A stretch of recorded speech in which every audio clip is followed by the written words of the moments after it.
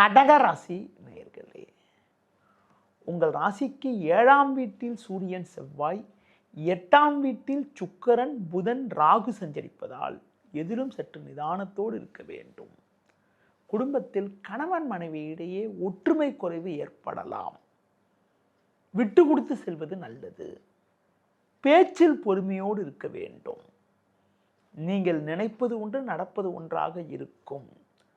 தொழில் வியாபாரத்தில் நீங்கள் சிறப்பாக செயல்பட்டாலும் ஒரு சிலர் செய்யக்கூடிய செயல்கள் காரணமாக உங்களுக்கு கிடைக்க வேண்டிய ஒரு நல்ல வாய்ப்புகள் கூட தடைபடக்கூடிய ஒரு நாட்களாக வருகின்ற நாட்கள் இருக்கும். தேவையற்ற பேச்சுகளை குறைப்பது மிக மிக நல்லது. தற்காலிகமாக புதிய முயற்சிகளை தள்ளி வைப்பது நல்லது.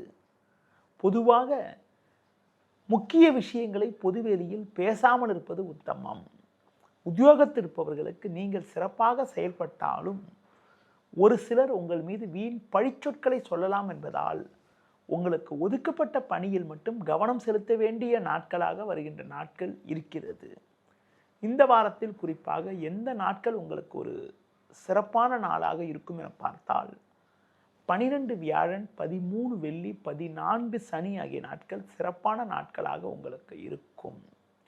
இந்த வாரத்தில் நீங்கள் அம்மன் வழிபாடு மேற்கொள்வது, லட்சுமி நரசிம்மன் வழிபாடு மேற்கொள்வதன் மூலமாக ஒரு சில வளமான பலன்களை நீங்கள் அடையக்கூடிய ஒரு வாய்ப்புகள் உங்களுக்கு உண்டு.